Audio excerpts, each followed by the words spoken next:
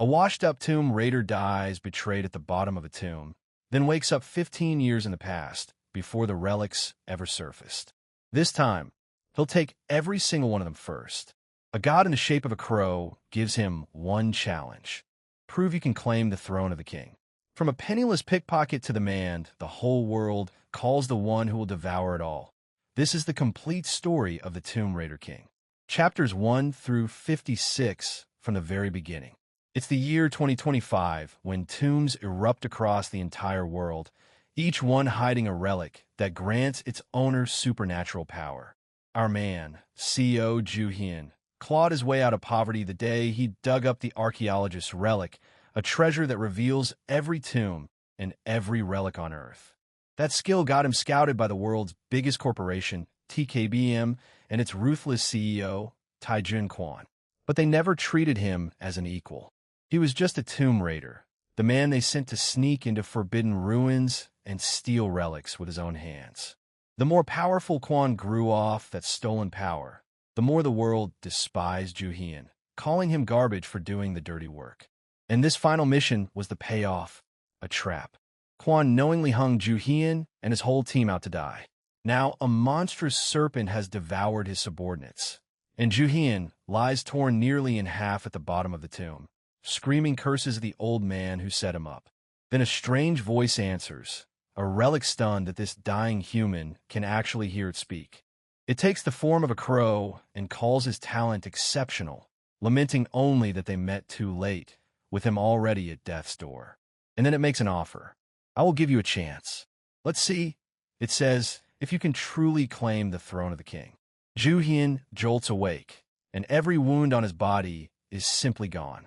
He's sitting in a police station, staring at a world that makes no sense.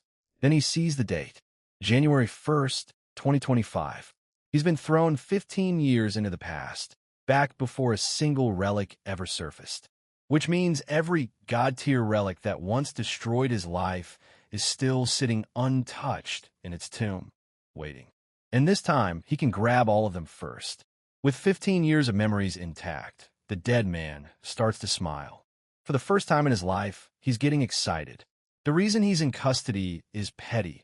A high schooler picked a fight, faked a fall, and now the kid's furious mother is demanding settlement money. Worse, he's broke, with none of his old gear, not even his main weapon, the archaeologist's pick. He has nothing to start hunting relics with.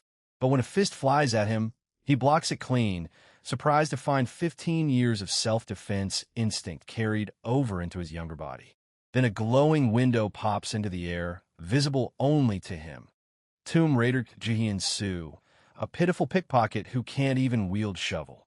The crow has rebuilt his old abilities as a game-like status screen, starting with a basic skill, Spy, rank F.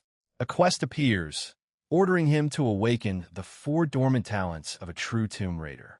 He tests the Spy skill and grins, seeing everything within 3 feet in perfect X-ray detail. He's bailed out by Detective Ji-woo Kim, the man who took him in as an orphan and treats him like a little brother. Everything is lining up.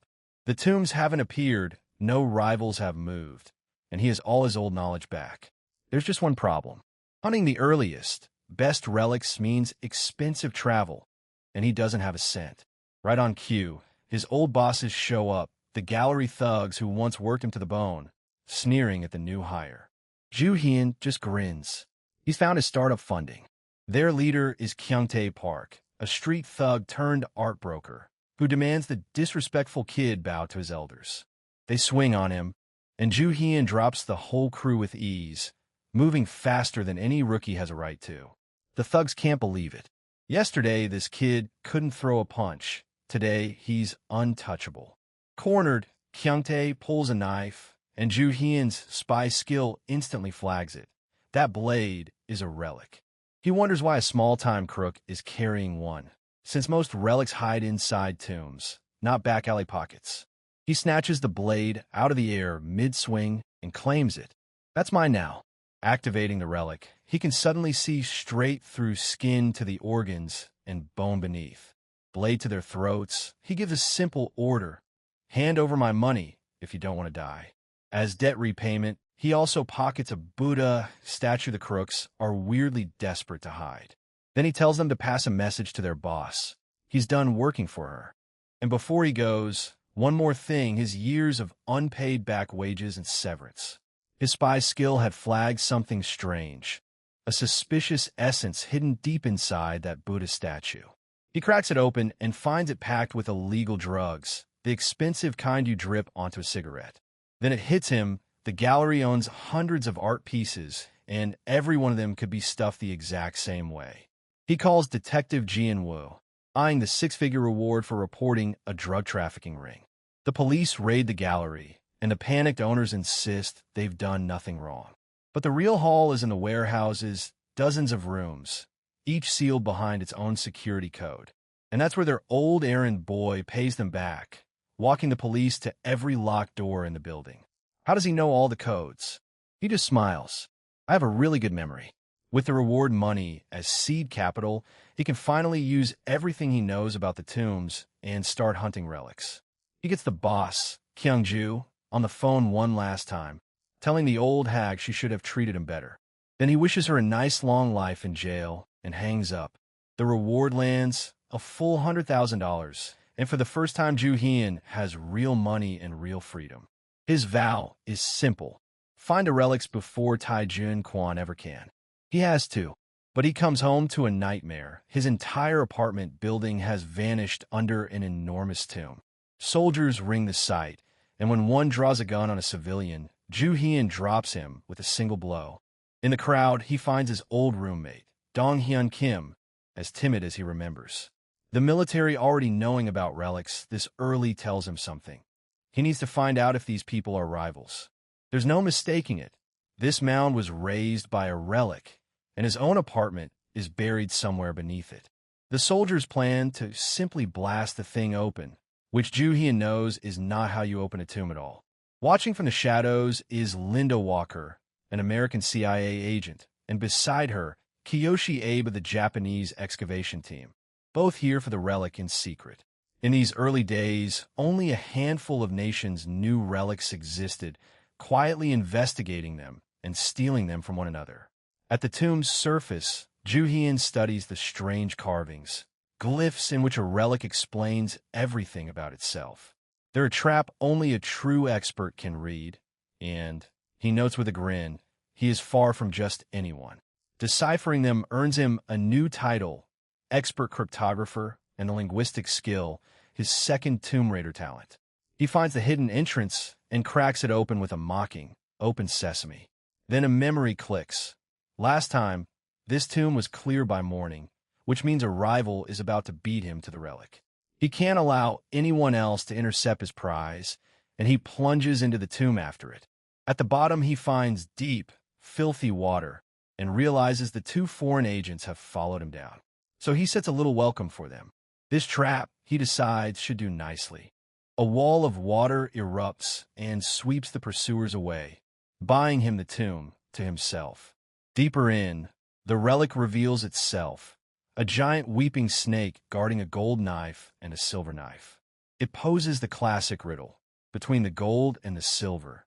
Tell me, which one is truly yours? He recognizes it instantly, the honest woodcutter fable, and answers that neither of them is his. The honest reply would hand him both axes and clear the tomb outright. But instead he asks to step closer and check. Then he attacks the relic mid-trial, and it shrieks, "Why? You were so close to passing?" His answer is cold. "Shut up, I don't trust you." Because he remembers, these very axes once turned their owner into a serial killer. The relic meant to reward honesty with a curse, and Joo-heon isn't playing along. So he skips the trial entirely and forces the relic to surrender through raw domination. The snake refuses, so he pours his will onto it, threatening to shatter it into a million pieces if it won't obey. His dominance breaks it, and he claims the axes of gold and silver at last. The system rewards him, the title the one who survived the tombs, and the tomb excavation skill. Another title lands, Relic Abuser, raising his dominance talent while lowering his affinity, a trade he happily accepts. His spoils include an Egyptian funeral knife, a consumable relic with just 54 of 100 uses left. He gives one last order, relic, close the tomb, sealing the two agents inside to rot. The exit dumps him out through a filthy city manhole, ruined clothes but free. By the time he's home, the tomb that swallowed his apartment has vanished without a trace, everyone's memories wiped. Here the world's rules crystallize. To wield a relic you need a talent trait, or the relic sways you instead. Most people chase affinity, the easy path, never knowing that too much friendliness makes a relic slowly poison its owner. Jouer en chose domination. With his linguistic skill, he starts digging in every language in his CEO, Kwon, and TKBM, the man who will one day kill him. He puts his old gallery goons back to work with one order. Go to the Midas for me. The Midas is the world's largest secret auction house, hidden in Las Vegas, where every great treasure changes hands. He knows Kwon bought a powerful relic there around this exact time, and he wants eyes on it. Their target is a buyer named Jackman, JK, one of Kwon's favorite aliases. On the news, a woman's public suicide attempt reads to Joo-heon like an omen, a sign that another tomb is about to surface. Then, in a convenience store, he runs into Abe again, and if that Japanese agent is here, a tomb is coming. Abe isn't even masking his relic's aura, and Joo-heon decides, whatever it is, he wants it. He accidentally douses Abe with a shaken can, and in the fuss lifts a bracelet relic and a small case relic off him. He even swipes and returns Abe's Japanese excavation team ID, just to rattle him. An earthquake tears through the square as the tomb rises. Bingo, Joo-heon thinks he was waiting for this. Abe's own prophecy warns him to beware of alcohol. A warning, it turns out, about the man sharing his beer. And then Abe's phone rings. An unknown caller, saving his contacts as Joo-heon Soo. This tomb feels wilder than the last, and the moment it opens, it drags a crowd of civilians inside with it. Joo-heon knows this place, the tomb of the Japanese relic Muramasa, which he visited once before he died. Muramasa was a line of medieval swordsmiths whose blades were legendary masterpieces and cursed. After the smiths feuded with the Tokugawa shogun, whose family was maimed by their blades, the swords were branded cursed and destroyed. The relic's bloodthirsty aura begins tearing at his skin the instant he enters, so he'll have to clear it fast. It tries to shoot him, and Joo-heon teaches him a hard lesson. Modern guns simply don't fire inside a tomb. Abe realizes it was Joo-heon who stole the gold and silver axes and demands them back. Joo-heon's reply is flat. Those are mine now, so back off. Abe sicks a swarm of trapped, zombie-like victims on him and slips away to play the hero for the crowd. But Joo-heon already picked his pockets, lifting a rope bracelet and a rice cake, relics from the folktale of the sun and moon siblings. Taking them earns the title petty pickpocket and the nimble finger skill, completing all 4 basic Tomb Raider talents at once. The system declares it. He is now a full-fledged Tomb Raider. He mutters at the sky. That little crow bastard really is treating him like a game character. But screams echo from below, where a girl, slashed by the cursed blade, has been dragged into a deadly, sacrificial trap. The slashed girl is now possessed and murderous, so Joo-heon binds her in an instant. Rope, restrain her.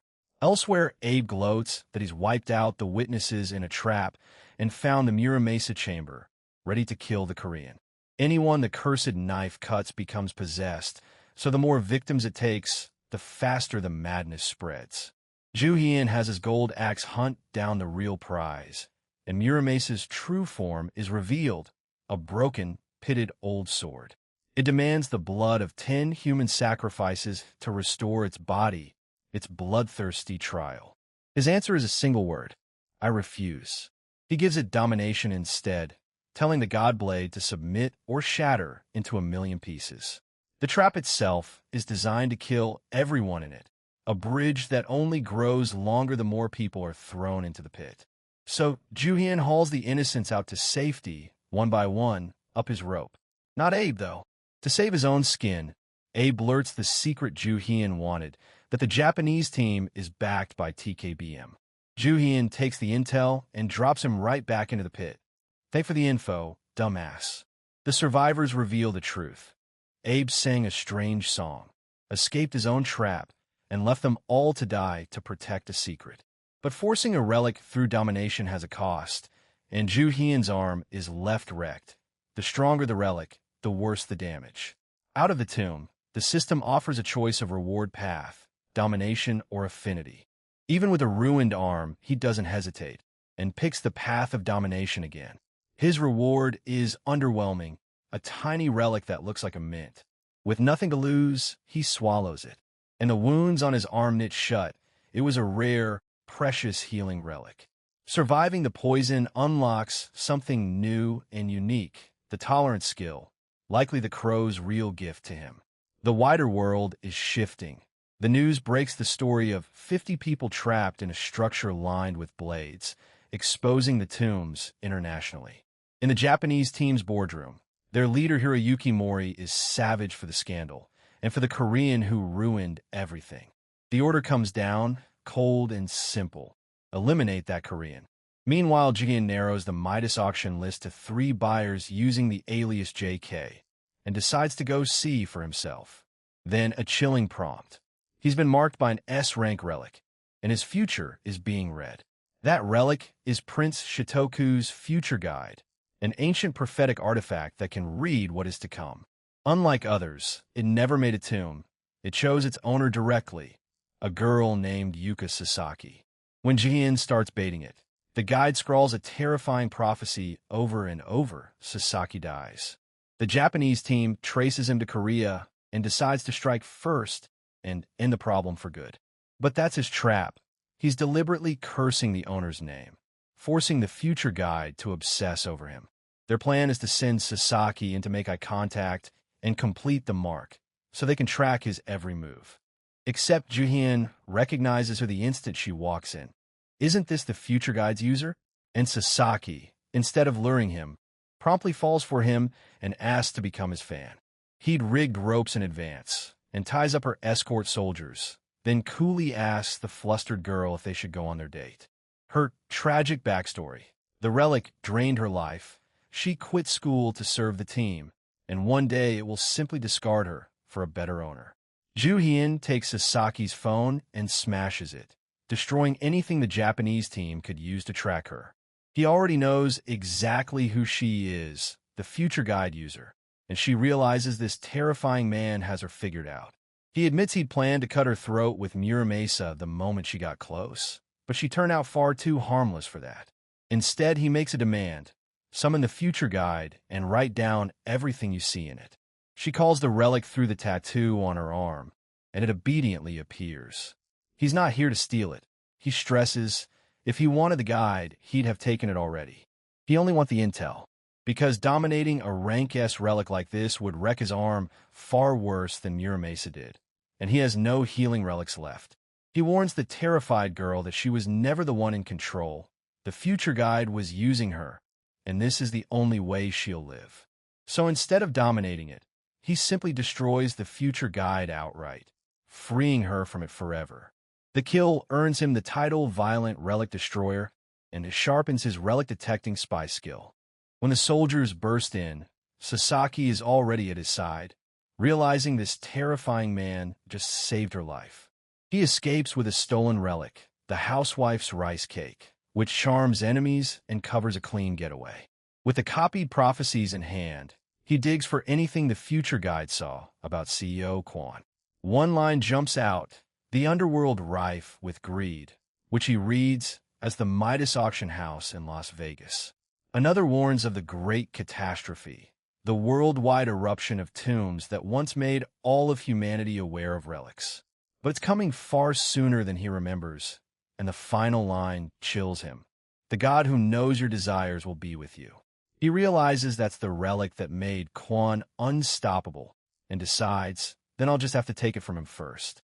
Kwon, for his part, refuses to retaliate for the destroyed future guide, telling his men that anyone this powerful can simply be bought with a big enough salary. In Las Vegas, Joo-heon's goons finally turn up at the Midas restaurant, half an hour late and nearly thrown out of the members-only floor. He coolly vouches for them in flawless English. revealing they know nothing about the man they work for. They deliver their homework, dossiers on all three buyers using the alias JK, confirming which one is Kwon. If Kwon is here, a truly valuable relic is up for auction. So Joo-heon studies the catalog to find it first. He spots Shakespeare's pen and the Code of Hammurabi, but no god-tier relic listed, which only deepens the mystery. Then he drops the bombshell on his goons. He's going to bid at the Midas, where the cheapest lot starts at $20,000. The catch is he has no money, so in the gambling capital of the world, he'll simply go and win it. His crew is convinced he's a total psycho. Using his golden axe to sniff out wealth, he knows which machines are about to hit the jackpot before he even sits down. He cashes out a staggering fortune, and his wide-eyed goons think they're set for life. But he sets them straight. That money isn't theirs. It's ammunition to buy relics and go to war with CEO Kwon. Then the casino turns strange. A dealer suddenly attacks a guest, misfortune rippling through the floor for no reason. The cause walks in. Irene Holton, the youngest daughter of the Holton family, and far more than a rich heiress. She carries a god-tier relic, the King of Bankruptcy, a power that has ruined countless fortunes and even triggered a global financial crisis. The universal advice about her is simple: avoid Irene Holton at all costs. But she chases Joo-heon down, desperate to talk, and her ominous aura starts eating away at his precious relics. She just wants to know how he keeps winning, which he finds deeply suspicious coming from one of the richest people alive. At the auction's VIP entrance, he spots Seo Woo-yoon, Kwon's rat-faced right-hand man, younger than he remembers. And then, at last, CEO Tae-jun Kwon himself, the man who will one day murder him, who doesn't recognize him yet at all. Joo-heon smiles at his back. This time, he'll take every relic Kwon came here to win. Irene finally confesses her curse. Everyone who comes near her is struck by misfortune, and she only wishes her luck were as good as his. This is the true king of bankruptcy, a relic that wrecks economies and destroys the fortunes of everyone around its owner. But then his tolerance skill activates against the god-tier aura, having its effect entirely, which changes everything. If tolerance shields him, he no longer needs to avoid her, and her misfortune will devastate every rival bidder in the room. The enemy of his enemy, he decides, will be very useful, so he invites Irene to join him inside the auction. He pieces it together. The original Irene was a kind-hearted girl, twisted into the king of bankruptcy by the relic bound to her. And crucially, her mood controls its power. The happier she is, the more explosively the curse erupts. When her joy spikes, the aura detonates across a half-mile, and severe misfortune crashes down on the entire auction hall. So Joo-heon dangles false hope of a cure, keeping her happy on purpose, and the other bidders, cursed, blow their fortunes on the early lots. With every rival broke, he quietly sweeps up relic after relic for next to nothing. He only concedes a few deliberately overpriced, useless relics to Kwon, whose high domination shields him from Irene's influence. Then the final lot is revealed: Emperor Qin Shi Huang's Tree of Eternal Life. In his past life, this very tree was Kwon's leash on him, its fruit the only thing that held back his relic poison. He cannot let it fall into Kwon's hands again, or the past will simply repeat itself. But Kwon bids $10 million, and on raw money, Joo-heon knows he cannot win. So he strikes a deal with Irene. He'll solve her curse, and in exchange, she wins him that tree. With a Holton fortune behind her, Irene bids without blinking, and the tree of eternal life is hers, wrenched from Kwon's grasp. Then Joo-heon explains her real problem. It can't be fixed by adding something, only by taking something away. The clue is a tattoo, the mark of a bound relic, and he realizes hers is a rare parasitic type that forces itself to live inside her body. One thing becomes clear: he cannot rip that terrifying power out of her, so cleanly curing Irene is off the table. If he can't extract the relic, the next best thing is to turn her into an ally, and a connection to the Holton family is worth having. But then he discovers his own goons have betrayed him, fleeing with all the money from Vegas. The golden axe leads him straight to them, and he offers a simple choice: return my money or lose your heads. And he unveils his prize from the auction, the Code of Hammurabi, a relic that reflects any harm an enemy does right back at them. An eye for an eye. He warns the terrified goons that the world is about to be flipped on its head, and if they serve him well, they'll be richer than the bags they tried to steal. The next morning, he has them gardening in his hotel room, tending the almond sapling that is secretly the $500 million tree of eternal life. The tree despises high domination, users like him, and only bonds with the gentle, so he hands it to his soft-hearted goons to raise. Then CEO Kwon himself calls his personal phone, asking about the sapling Irene One, already investigating him. Joo-heon's response is pure provocation. He has nothing to say and hangs up on the most powerful man in the country. Humiliated, Kwon lets his lackey Seo Joo-heon take company relics and go retrieve the tree by any dirty means necessary. Joo-heon deliberately moves around to lure his hidden pursuer out, and finds that Seo Joo came alone, still not taking him seriously. At a bar, he springs the trap, using the Code of Hammurabi to bind Seo Joo into a contract to serve him, and the giant stone pillar simply vanishes. Seo Joo-heon is all bluster, an ex-heir kicked out of his family, easily swayed and unable to use his strongest relics whenever he loses his temper. So Joo-heon toys with him, dangling the tree, then mocking him for actually believing he'd hand it over. When Seo Joo snaps and attacks, his composure collapses and his relics stop working, exactly as planned. Then Joo-heon breaks out the voodoo priest zombie powder, a rank A relic whose fumes turn a person into a mindless zombie.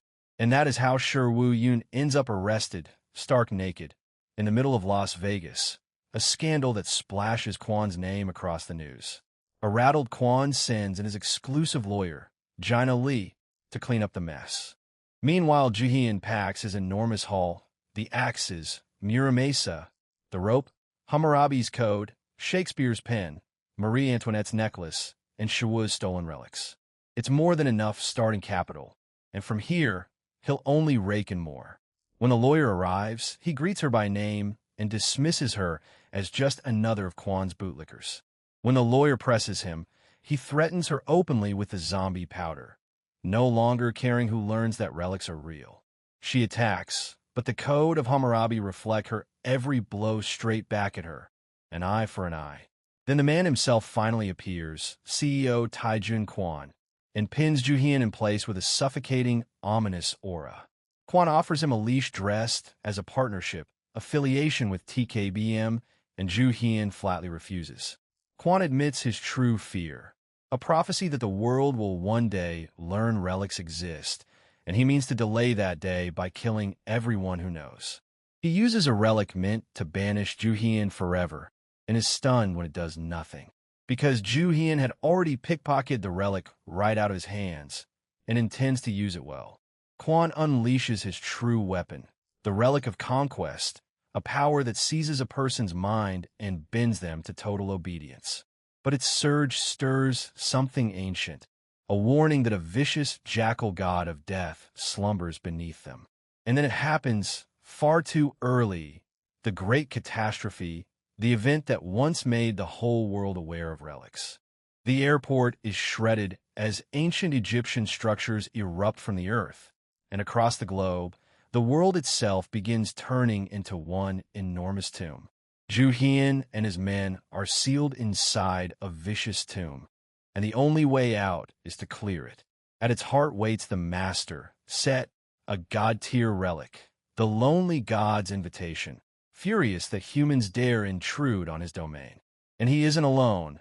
3 god-tier relics have surfaced at once: Set, Osiris, and Anubis, which is why tombs now blanket the entire world. Their ancient myths bleed into the present. Because Set once murdered his brother Osiris out of jealousy, the 3 gods immediately turn on one another. And their infighting, Joo-heon notes coldly, is very good for him. Anubis singles him out and drops him onto the scale of judgment, beginning a trial of the dead. But Joo-heon has an edge. In his past life, he met a future owner of Anubis, who told him the questions were simple. 42 questions, and to pass, he must answer yes to every single one. Have you never committed theft? Never lied? Never beaten a man? Never felt lust? And he realizes the catch. That child who breezed through simply hadn't lived long enough to sin. Joo-heon, a grown grave robber, is guilty of them all. But the trial shatters, and the gods recoil in horror. They recognize the hand of the Black Crow, the traitor relic that once sided with humans and was sealed away. They remember him destroying their brethren and devouring their power, and they realize he has returned, riding with this human. Inside the collapsing realm, Joo-heon finds he can finally use his own relics, and that the gods' true forms are simply objects hidden nearby. Set stake, Osiris's hourglass, Anubis's ink, the physical relics behind the god-tier powers. He draws an Egyptian undertaker's knife that resonates with this place, and has it lead him straight to the hidden gods. He smashes Osiris's vessel and shatters Anubis's ink one after another, turning their own domain against them. Then he forces the broken Anubis to reopen the judgment realm on his terms. Fix the questions, he orders, or be ground into dust. With the questions rewritten so every answer is yes, he passes the trial, and Anubis, one of the 3 great relics, submits to him completely. The system floods him with rewards. He has dominated a god-tier Egyptian relic, and his power over their kind soars. His first command is simple: relic, close this tomb, and the great tomb blanketing the world begins to collapse. A humbled Kwon changes tack, apologizing and formally offering Joo-heon a place at TKBM. Joo-heon sees through it instantly. He says partner, but means servant, offering investment only to squeeze results out of him. He hasn't forgotten how Kwon once used the Tree of Life's cure to chain him like a dog in his past life. When Kwon's Achilles relic heals every wound Joo-heon inflicts, he recalls its secret. Like the myth, it must have one hidden weakness. So he calls it a mutiny, the weak rising against the powerful, and draws Muramasa, a blade that only grows stronger against a mightier foe. He tells the god of death plainly, "I'll make you mine, and if that fails, I'll simply destroy you instead." He cuts Kwon down with a fully maxed Muramasa, a blow so brutal it shatters the sword and cracks the code of Hammurabi in the process. Kwon survives only through his Achilles relic, and Joo-heon leaves him broken in a hospital. No way to finish him yet. The aftermath is history. Mummies claw out of the earth worldwide, and just like that, the whole planet learns that relics are real. In this new world, whoever holds the best relics rules. But Joo-heon's own hall is battered and falling apart. He needs one man, Jae-ha-yu, a relic restoration specialist, the top in his field, once nicknamed the Gifted Grifter King. Restoration relics demand a high affinity trait, the opposite of Joo-heon's domination. So rather than do it himself, he'll simply recruit the man who can. And Irene, now firmly in his orbit, arrives by private helicopter to help him hunt Jae-ha down. But there's a snag. Word is Jae-ha-yu already died, killed in a car crash after a con went wrong. It makes no sense to Joo-heon. This timeline keeps drifting from the one he lived, so he decides to search for the man anyway. Elsewhere, the disgraced Edward calls an old contact, Jae-ha-yu, who is very much alive and only faking his death to dodge a con gone wrong. Edward dangles a huge job, restoring relics for the CEO of TKBM himself, and a greedy Jae-ha bites. Joo-heon walks into Jae-ha's studio, where the staff insists the director is dead, but he can feel a relic's energy in the building. So he sets a trap, flashing his own damaged relics, more than 10 of them, some clearly high rank, as irresistible bait. The greedy assistant can't resist reporting such a haul, forcing the dead Jae-ha to reveal his hand. Jae-ha's plan is pure grift. Accept the relics, forge perfect fakes, and quietly swap the real ones for himself. But Joo-heon is a step ahead, catching the swap instantly. This woman replaced my relics with fakes. Jae-ha's backstory is a tragedy. A gifted art student whose signature style was stolen by a man named Gene Richard, who rode it to worldwide fame. The theft broke something in him, and he turned his talent to scamming the world, which is why a counterfeiting relic, the secret signature, chose him. To break him, Joo-heon pulls out Shakespeare's pen, a relic that makes whatever you write come true. He writes a short story in which a pitiful, dangling Jae-ha is racked with unbearable pain, and it comes true instantly. Screaming for mercy, Jae-ha signs a brutal exclusive contract, free restorations forever, at Joo-heon's beck and call, enforced by the code of Hammurabi. To soften the slavery, there's a $60 million signing bonus and full protection, an offer no one else in the world could match. Jae-ha still schemes to work for Kwon instead, so Joo-heon warns him plainly, Taejun Kwon is a rotten, twisted rope. I'm the lifeline you actually want. Then he cuts to the heart of it, reciting Jae-ha's own history back to him, the talented Korean student reduced to a back-alley forger. And Jae-ha finally roars the truth he's buried for years. It was Jean Richard who copied him, not the other way around. Joo-heon reveals the how. Jean Richard is a relic user whose power lets him copy anyone's style and identity outright. So he makes the one offer Jae-ha can't refuse. I'll restore the reputation and the art style Jean stole from you, if you become my exclusive restorer. Jae-ha still runs to Kwon first, only to discover Jean Richard and Kwon are old friends, future pillars of the relic monopoly called Pandora. Kwon coldly tells him he should have stayed quiet as a mouse, and has his men seize him. And right as Jae-ha hits rock bottom, Joo-heon strolls in to rescue him, exactly as planned. The gambit works better than expected. Jae-ha caves completely, and Joo-heon claims him as his exclusive restorer for good. Back home, he drops the workload on Jae-ha. Repair every one of these relics in 3 days, and Jae-ha insists it's flatly impossible. So they bet Joo-heon's salary against Jae-ha's freedom over whether the relics can be restored fast. Then Joo-heon restores one himself at blinding speed, winning the bet and proving his point. Work hard, and you'll get there too. Because, he says, the man he really invested in isn't the pathetic Jae-ha of today, but the master restorer he'll become. His own skills climb too. His nimble fingers rank up, and he even unlocks a strange new one, Restore Tomb. Then a familiar voice returns on the phone. Edward, the relic broker destined to become the king of riches. He dangles a job, a bounty on a tomb in China. Join the excavation and steal its relic. Joo-heon presses him. Who's really behind this? And Edward finally admits the client is Kira Clark.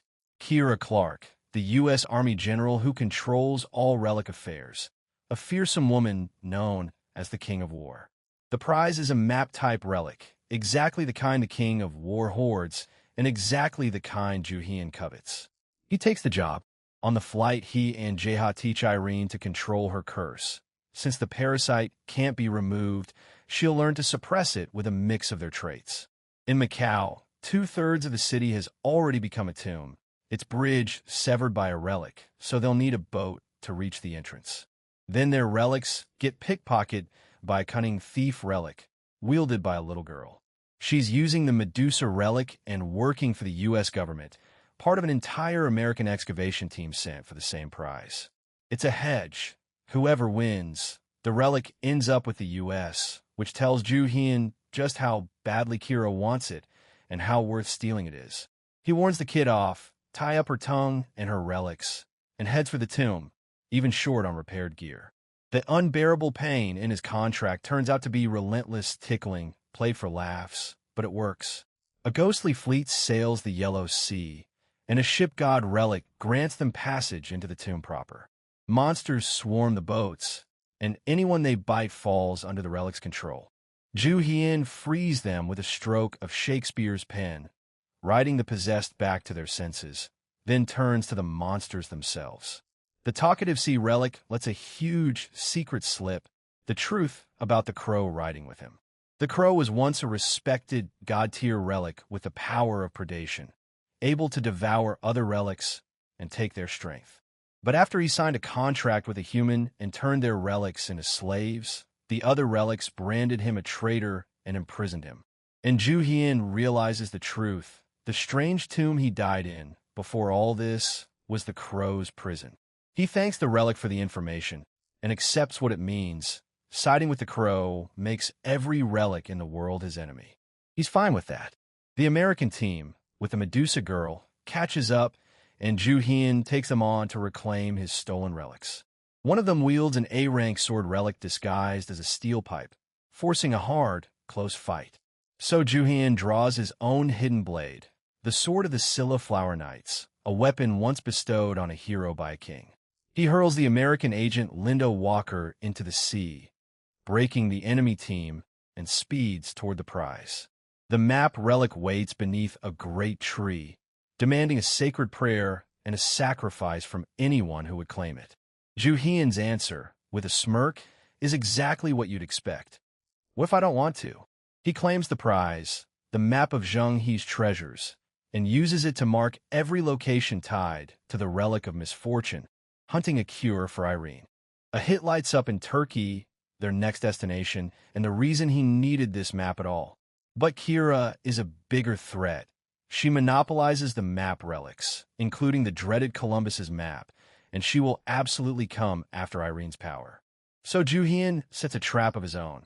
Hand Kira a perfect counterfeit through Edward, provoke her, then use the meeting to destroy all her real maps at once. Jae-ha forges the fake. Edward passes it to Kira, and for a while she has no idea it isn't real. Then the counterfeit vanishes, and everyone near it vanishes too, including the Prime Minister of the United Kingdom, a catastrophe that puts Kira on the warpath. Joo-heon calls Kira not to grovel, but to offer help. He's heard about the missing Prime Minister and claims he can fix it.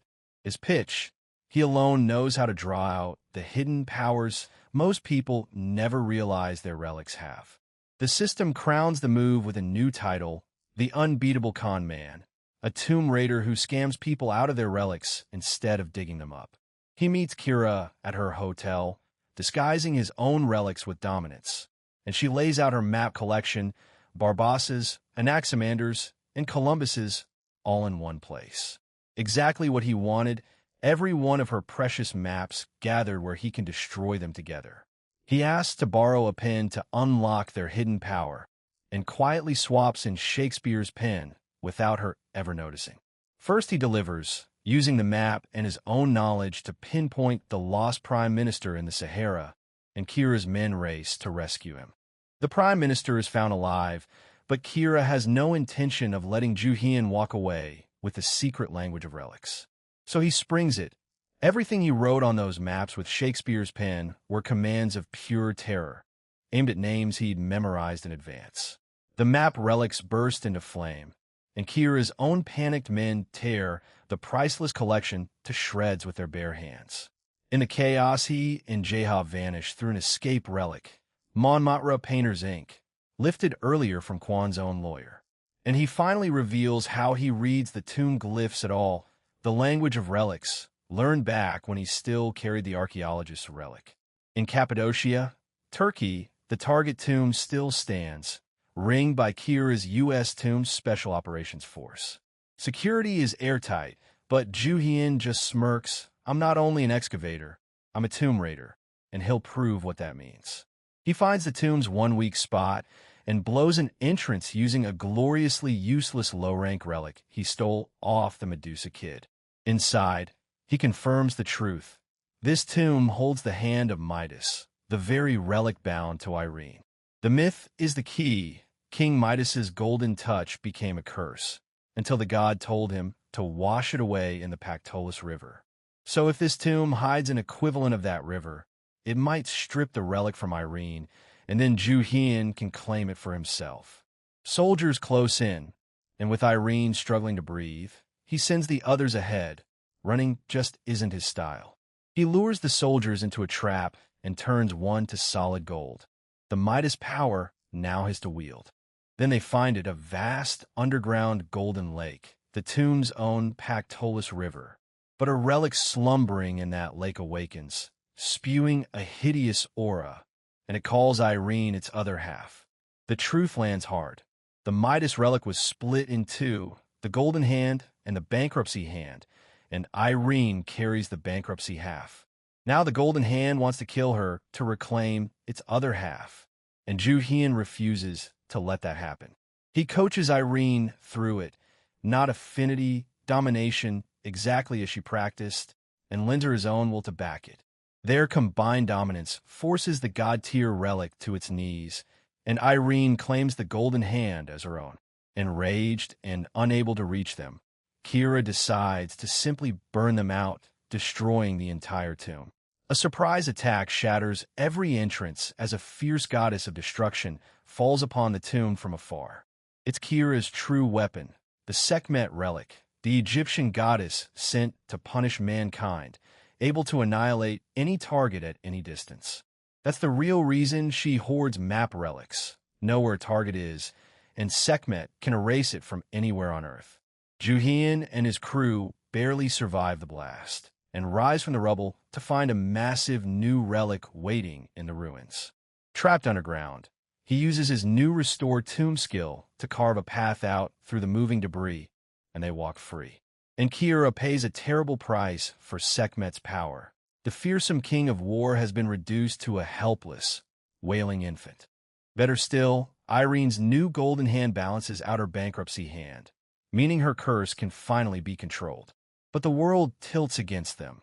The tomb management organization Pandora launches years early, banning the public from owning relics, supposedly to protect mankind. In truth, Pandora is a monopoly, carving the world's relics up among a chosen few who will become the new kings, and its early arrival means the timeline has shifted again. At the airport, Pandora's agents move to confiscate everyone's relics by force, and they corner Joo-heon's group. So he has Irene field test her whole Midas power, and a soldier's gun simply explodes in his hand. Then she unleashes the bankruptcy hand across the entire airport, and every relic Pandora brought is annihilated at once. Joo-heon leaves them a message, tell Pandora to use their heads instead of writing garbage laws, and walks out as JFK burns behind him, the blame landing squarely on Pandora. But such raw power always demands payment, the relic price of a bound artifact, and Irene spent more than enough to trigger it. On the jet, it hits. Irene suddenly clutches her throat, gasping that she can't breathe, as her Midas relic finally comes to collect. We pick up right where part 1 left off. Irene, the Holton heiress, is staring at Joo-heon with a crazed look in her eyes, still riding the aftershock of her Midas relic. She lunges, grabs him, and starts sniffing him like an animal, to everyone's horror. The system finally explains it. After using the Midas relic, its owner loses control of their deepest desire. And right now, what Irene craves most is the scent of Joo-heon's body. When the fit passes, she's mortified. Joo-heon shrugs it off. Every bound artifact demands a price, and that was hers. They arrive at the Holton mansion so Irene can finally go home to the family she once fled to keep safe. Irene swears her brother isn't home, the only reason a terrified Jae-ha agreed to come at all. But her older brother George is there, and he instantly recognizes Jae-ha as the con man who once sold him a fake painting. Joo-heon defuses it coldly, offering Jae-ha's help lifting the family curse as payment for the old scam. George is furious. He learns the relic wasn't removed from his little sister. It was fused deeper into her, and he blames Joo-heon for it. Joo-heon stays calm. Parasitic relics can never be pulled out of body.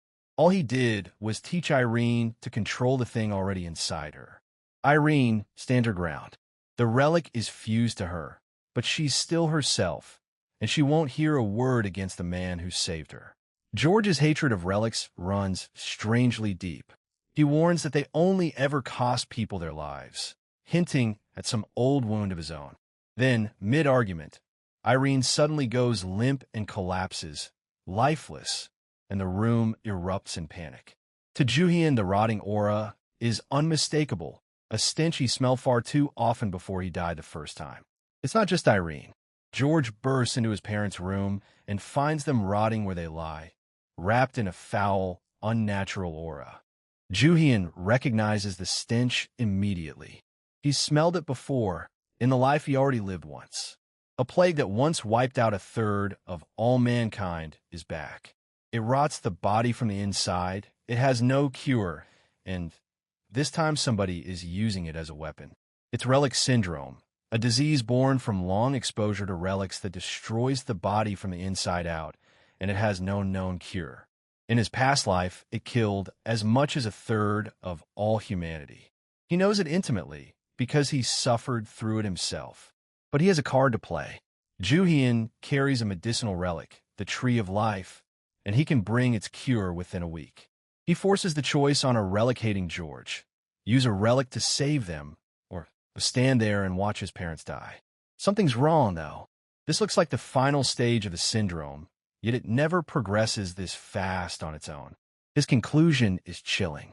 Someone deliberately accelerated the Holtons' illness, using a relic to weaponize a disease they already carried.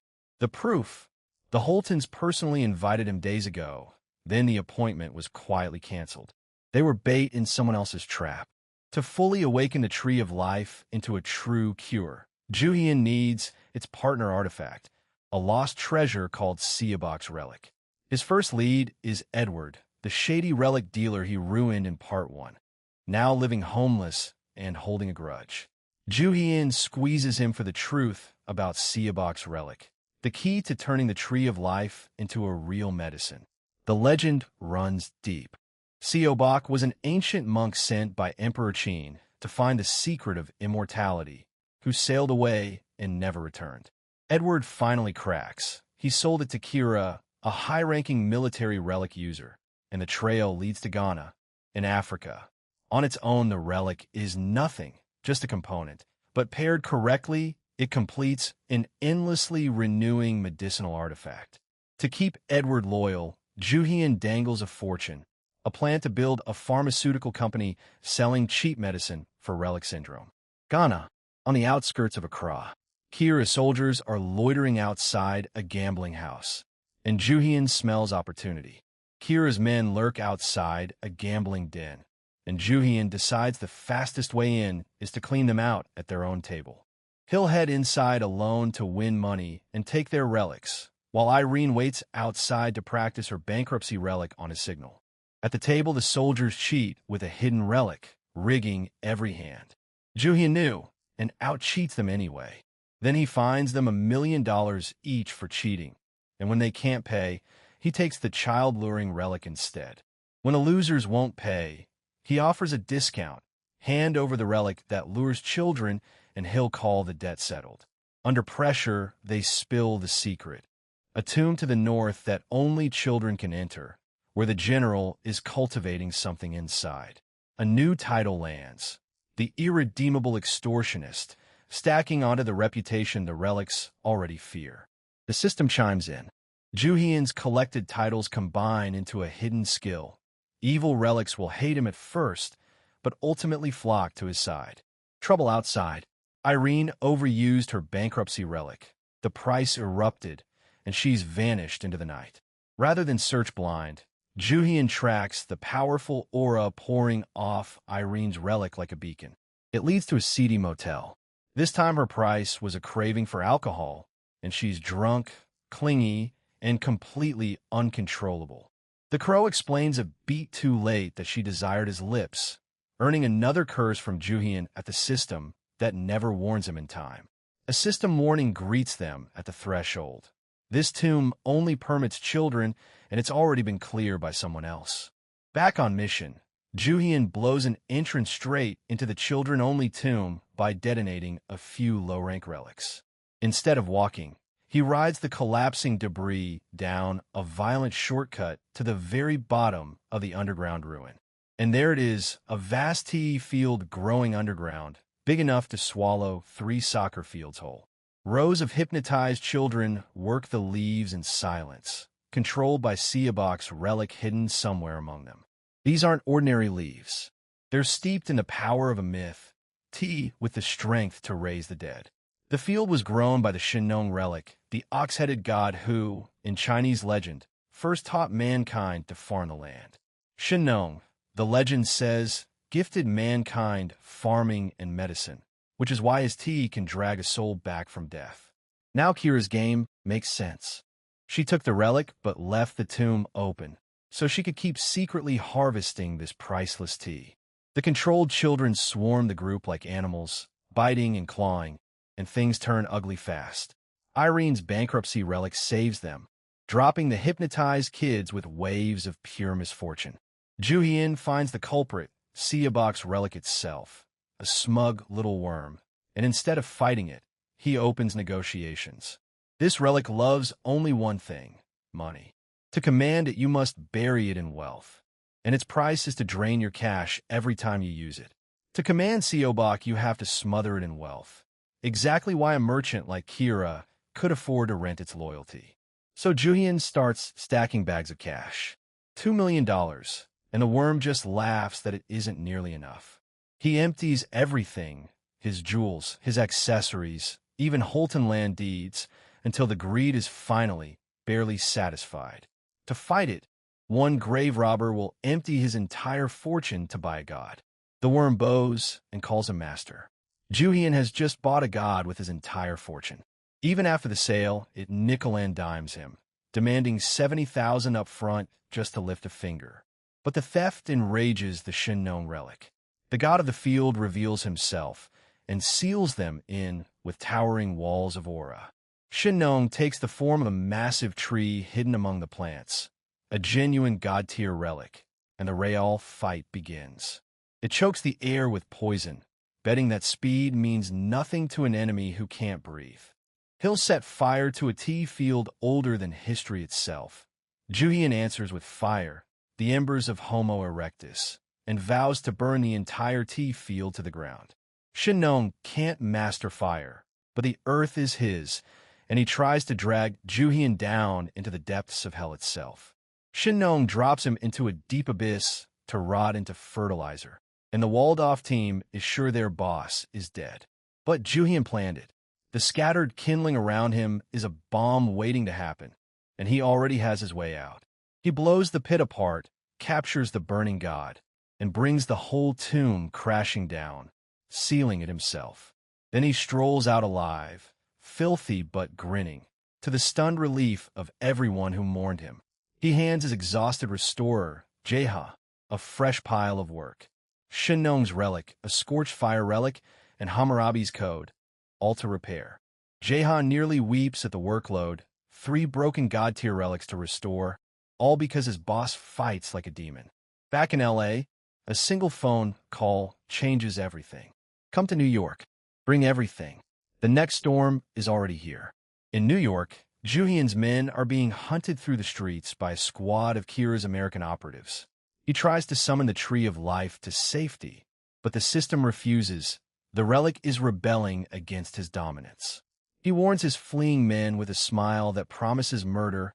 Do not get caught, or I'll kill you myself. Worse, Irene's grief makes her relic volatile, its aura spilling out and warping luck all around them into disaster. So Joo-heon reaches for the relic he stole from CEO Kwon, one his dominance was finally strong enough to wield. New York gunmen close in, willing to gun down a few foreigners nobody will miss, and open fire in a crowded street. His men, hilariously disguised as nuns, blow their cover and end up chased by both Kira's soldiers and the NYPD. Then he triggers Kamikakushi, the spirited away relic, and makes every pursuer, cops and soldiers alike, simply vanish. The relic misfires just enough to strand the team in the middle of a Mongolian grassland, complete with a very confused horse. Joo-heon finishes cultivating the Tree of Life fruit. Its juice will heal the disease, and now they race home to use it. But the Holta mansion is wrecked. George is down, badly wounded, gasping that their parents were dragged into a painting. George, half dead, gasps the truth. His parents were swallowed whole by a sinister painting during a surprise attack. Kira calls Irene with an ultimatum. Swear loyalty, or your captured parents die. First, Joo-heon heals George with a bitter piece of the fruit, and the man's mortal wounds knit shut in seconds. Then the twist. The parents Kira kidnapped were never real. They were doppelgangers Joo-heon planted in advance. He'd guessed the sick, vulnerable Holtons would be the perfect target, so he hid the real parents and let the enemy steal fakes. His rule, delivered with a grin. To fool your enemies, you must first fool your allies. Even George never knew. The comedy relief lands, too. The greedy worm gets a love-struck roommate relic that insists the two of them are fated. Now his masterstroke pays off. Down in that tomb, Joo-heon secretly filmed Kira forcing kidnapped Ghanaian children to work the field. He sent the footage to Edward, who used his media connections to blast the story across the world. Overnight, Kira is exposed as running a modern-day slavery operation. Civil rights groups roar, and the U.S. cuts her loose. Even the U.S. State Department cuts ties, branding it a rogue act as the world turns on the disgraced general overnight. Cornered, Kira ambushes their car with the Van Gogh painting relic, the same one that swallowed the Holton parents. She makes her demand: hand over the Tree of Life and Irene, where she executes the parents trapped in the painting. Joo-heon calls the bluff cold. Go ahead and shoot them, because those hostages were never really the Holtons at all. She screams that she'll execute the hostages, and Joo-heon just smiles, because he already knows the painting is empty. Pushed past her limit, Irene ignites into a living weapon as the breaking news finally names Kira Clark as the culprit. The fallout spreads. The rescued children testify, and Kira's own supporters scramble to distance themselves from the scandal. Joo-heon spirits the real Holton parents to a safe house and squeezes the Tree of Life's fruit straight into their mouths. The rot reverses before their eyes. The syndrome that should have killed them is simply erased. One squeeze of fruit each and the parents stir, decades of illness undone in the space of a breath. A cured, grateful George can barely get the words out, but he thanks the man he spent the whole arc hating. Meanwhile, Kira vanished mid-fight. Her own relic price triggered, and she transformed into something small and hidden. Her power is Sekhmet, the Egyptian goddess of destruction, who could also take the gentle form of Hathor, the perfect disguise. And the price of all that power has reduced the mighty general to a helpless, wriggling cicada larva. Joo-heon's punishment fits the myth. Since alcohol once subdued the rampaging goddess, he drowns the larva in liquor. The system confirms it working. The war goddess's power drains away as she loses consciousness in the drink. The method is drawn from myth. Ra once flooded the earth with red beer to lull the rampaging Sekhmet, and it works again here. In the next room, Jae-ha forges a counterfeit of the Van Gogh painting relic, the centerpiece of Joo-heon's real plan. Because he used Kira as bait, luring every one of her surviving soldiers into the house to be dealt with at once. He traps the whole squad inside the fake painting, then quietly alters the exit so they can never find their way out. He's already rigged the exit shut, so the trapped soldiers claw for a way out that no longer exists. Terrified, they surrender a USB of U.S. military intelligence and beg for their lives, and bury a corrupt U.S. general in the very lies she built. Welcome back to Tomb Raider King. This is part 2. He takes the data and ends them anyway. And with that, the reign of the King of War is over. With the Holtons indebted to him, Joo-heon pitches a business: process relics like the Tree of Life into products and sell them. They agree, and he names the new company with a grave robber's humor. He calls it simply Grave. The news confirms it. Kira and all her key people have simply vanished, and the Crow arrives grinning at the carnage. Then the Crow, the strange system spirit, appears with a warning. The top-level relics have begun to target Joo-heon directly. Even relics have leaders, the very ones who imprison the Crow, and now tunes beyond imagination are stirring because of him. As a parting gift, it drops a new relic in his lap: Hungbu and Nalbu's gourds, a rare consumable delivered by Crow instead of Swallow. With startup capital in hand, Joo-heon signs Edward to a contract and quietly turns the ruined Van Gogh relic into a bottomless bag. Soon after, an invitation arrives, a gathering of the world's top relic excavators, hosted by the shadowy group Pandora. Joo-heon means to skip it, until one name on the guest list makes him change his mind and decide to attend. At the party, he meets Austin Rockefeller, a beloved celebrity, author, actor, musician, who feels subtly, deeply wrong.